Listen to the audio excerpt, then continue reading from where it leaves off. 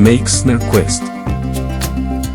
Bienvenidos a un nuevo video. En esta ocasión, acompáñame a sobrevolar la zona financiera, el corazón económico y vertical de Guadalajara. Esta zona ha evolucionado de ser un área residencial de lujo en colonias como Providencia y Country Club a convertirse en el área de negocios y rascacielos de la ciudad. Es un fenómeno que no ha parado de crecer desde los años 90.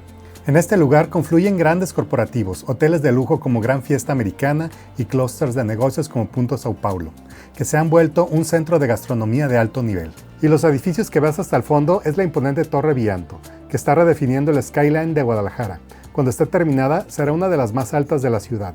Y justo enfrente de esta torre tenemos el famoso Américas 1500, conocida por su arquitectura única y su fachada diseñada por el artista Jorge Méndez Blake, buscando fusionar el arte con el mundo corporativo. En general, esta área no solo alberga oficinas, también es la zona de vivienda de más alta plusvalía. Aquí, el lujo residencial y la alta vida corporativa se encuentran día a día en la Perla Tapatía.